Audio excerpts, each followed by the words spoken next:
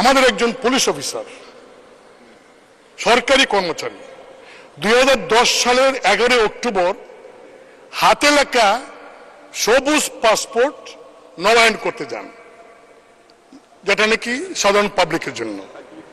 সরকারি কর্মচারীদের জন্য কিন্তু নীল পাসপোর্ট, এবং তিনি সেটা নবায়ন করেন। মানে স্পিকার, তিনি যখন ডিজি র্যাব, তখনও সেই সবুজ পাসপোর্ট, এবং সেইখানে কি লেখা, পেশা হিসাবে প্রাইভেট সার্ভিস। মানে স্পিকার, ডিজি র্যাব, একজন এডিশনাল আইজি, তার পাসপোর্টে লেখা প্রাইভেট সার্ভিস। কি আশ্চর্য! এটা আমরা কেউ খেয়াল করলাম না। মানে স্পিকার, শুধু তাই নয়, আইজি, তিনি আইজি থাকা অবস্থায় তার সেই সবুজ পাসপোর্ট, এবং তিনি বিভিন্ন সময় দেশে গেছেন, বিদেশে সবুজ পাসপোর্ট দিয়ে। ইমিগ্রেশনে এন্ট্রি আছে সবুজ পাসপোর্টের, প্রাইভেট সার্ভিস। কি সর্বনাশের কথা! মানুষ স্পিকার, সারা দেশে মানে একটা বিষয় আমরা জানি, এই আওয়ামী লীগ সরকার একজন প্রতিমন্ত্রী ছিলেন, তার রেড পাসপোর্ট ছিল এবং সবুজ পাসপোর্ট ছিল। সবুজ পাসপোর্ট দিয়ে সিঙ্গাপুর যাওয়ার কারণে মাননীয় প্রধানমন্ত্রী সেদিন তাকে মন্ত্রী পরিষদ থেকে বাদ দিয়েছিলেন। আর এই ব্যক্তি আইজি, একটা ডিসিপ্লিনারি ফোর্সের চিফ। মানুষ স্পিকার, এই ব্যক্তি যখন আইজি ছিলেন তখন কি সুন্দর বক্তব্য দিতেন। তিনি বলেছিলেন পুলিশ বাহিনীর সমস্ত সদস্যদের উদ্দেশ্যে, এই পুলিশ বাহিনীর সদস্যরা, তোমরা কেউ করাপশন করতে পারবে না। আমি আইজি, আমার নাম বেনজির, আমি দুর্নীতির বিরুদ্ধে জিরো টলারেন্স। মানুষ স্পিকার, জিরো টলারেন্স দুর্নীতির বিরুদ্ধে। ভালো কথা। মানুষ স্পিকার, সেই ব্যক্তিটির, তার নামে, তার পরিবারের নামে গোপালগঞ্জে Savanna Eco Resort and Natural Park, speaker, 621 বিঘা জায়গা। হাউ তার এবং তার পরিবার সদস্যদের নামে কিভাবে সম্ভব? মানে স্পিকার, তাই নয়, তিনি যখন ডিজি র্যাব, মহানগরের ডিএমপি কমিশনার এবং আইজি, এই সময়ের মধ্যে তিনি কিন্তু এই সম্পত্তির মালিক হয়েছেন। রিটায়ারমেন্টের পরে গিয়ে যে তার পৈতৃক ব্যবসা থাকে, মালিক হন, আফসোস ছিল না, কিন্তু ওই চাকরি করে কালীন তিনি এই সম্পত্তির মালিক হয়েছেন। মানুষ স্পিকার, কি সম্পত্তি! আমার একটু সময় লাগবে, আমি কারণ এগুলি বলছি এই কারণে, মানুষ স্পিকার, যে সারা দেশে এই ব্যক্তির কারণে ক্ষমতাসীন দলের এত কাজ করার পরেও আজকে প্রশ্নের মুখে এসে দাঁড়িয়েছে।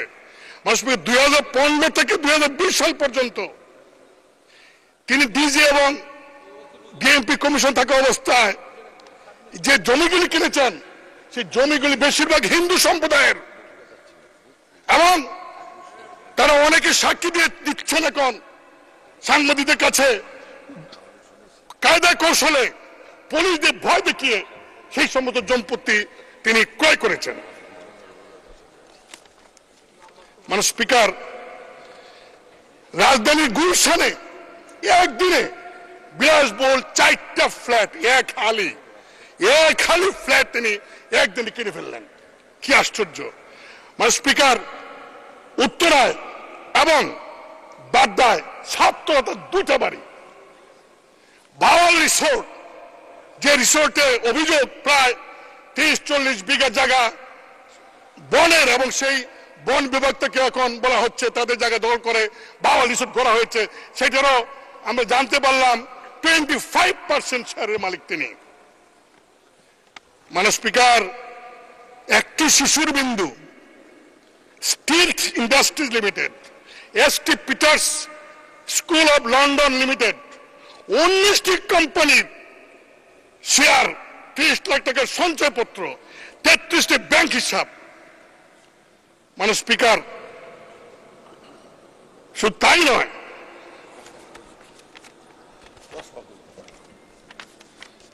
ঠাকুরগাঁও সদরে 50 বিঘা জায়গা তার এবং তার ফ্যামিলির নামে। জলঢাকা নীলফামারী 50 বিঘা জায়গা, নীলফামারী কিশোর সদর 50 বিঘা জায়গা, বান্দরবান সদর এবং লামা উপজেলায় 250 বিঘা তার নামে। মানে স্পিকার, সেন্ট মার্টিনে বেনজিরের নামে 4 বিঘা জমি। মানে স্পিকার, ইন্দ্রাণী বিচে কক্সবাজার 2 বিঘা 3 মেয়ের নামে। রাজৌর উপজেলায় জিসান মির্জার নামে তার স্ত্রীর 273 বিঘা জমি। গাজীপুরে 200 বিঘা জমি। মানে স্পিকার, কয়েকদিন আগে তিনি চলে গেলেন।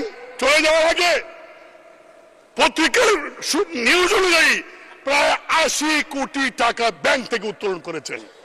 মানে স্পিকার, আমি একটু বলতে চাই, আমাদের মাননীয় স্বরাষ্ট্রমন্ত্রীর মধ্যে খুব ভদ্র মানুষ, অত্যন্ত ভালো মানুষ, খুবই ভালো মানুষ।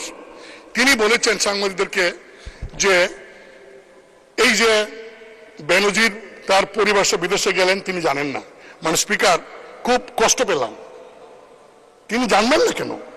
হ্যাঁ, যেতে পারে, যেহেতু বেনজির সাহেবের কোনো নিষেধাজ্ঞা নাই, যেতে পারেন। জানবেন না কেন? কারণ তিনি তো এয়ারপোর্টে ইমিগ্রেশন হয়ে গেছেন।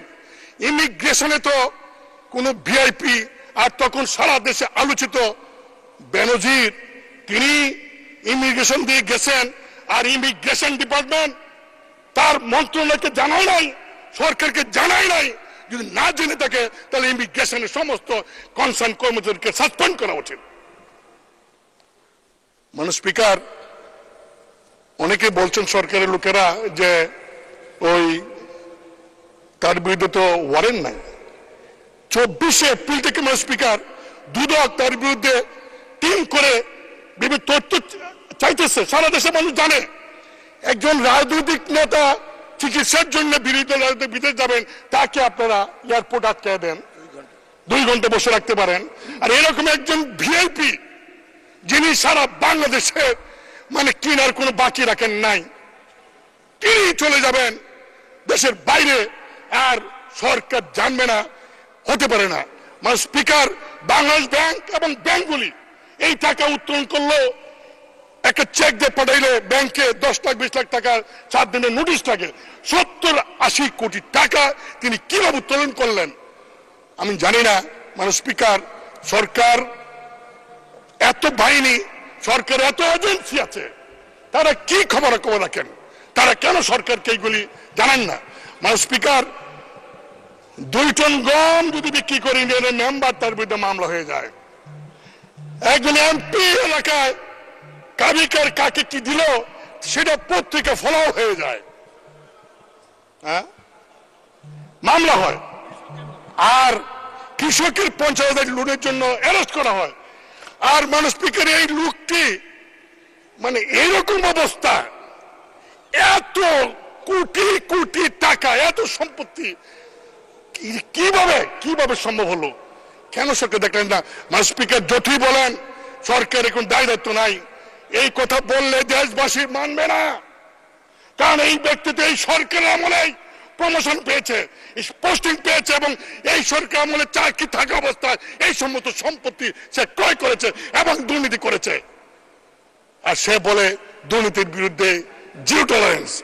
মানে স্পিকার, আমি শুধু এটুকু বলবো যে এই বিষয়টাকে গুরুত্ব দিয়ে যদি সরকার ব্যবস্থা না নেন, দুদক তদন্ত করছে, তদন্ত বছরের পর বছর যদি চলে, এই তদন্ত যদি শেষ না হয় এবং কোর্টে গিয়ে বিচার না হয়, মানে স্পিকার, তাহলে দেখা যাবে আরো যারা আছে বেনজির তারা আস্কার পাবে। এবং মানে স্পিকার, আমি আপনার মাধ্যমে দাবি করব, যত সরকারি আমলা আছে, এই এমপি যারা আছে, যারা পলিটিক্যাল পার্টির নেতারা আছে, তাদের সবার হিসাব আপনি নেন। সরকার সবার হিসাব নেন, আমি আমার হিসাব 1 ঘন্টার মধ্যে দিব। আমার কি আছে, আমাদের কি আছে? মানে স্পিকার, এই যে বিভিন্ন এলাকায় বাড়ি হচ্ছে, গাড়ি হচ্ছে, রেজিস্ট্রেশনের গাড়ি, আমরা টাকা পাই না বাজেটে, আমরা ইনকাম ট্যাক্স ধরতে পারি না। অথচ এই রিসোর্ট, এই যে লাক্সারিয়াস লাইফ লিড করে একজন বাড়ির মধ্যে বিদেশি ফিটিংস লাগায়, এগুলি কেন অর্থ মন্ত্রণালয় দেখেন না, দেখে এই ট্যাক্সের ব্যবস্থা করেন না? তাহলে টাকা অভাব হয় না। মানে স্পিকার, আমি শেষে একটা কথা বলে শেষ করব। আজকে এই একজন সরকারি কর্মচারীর এত বড় দুর্নীতি কারণে এইটাই প্রমাণ হয়েছে যে সব সম্ভবের দেশ বাংলাদেশ। ধন্যবাদ মানুষ।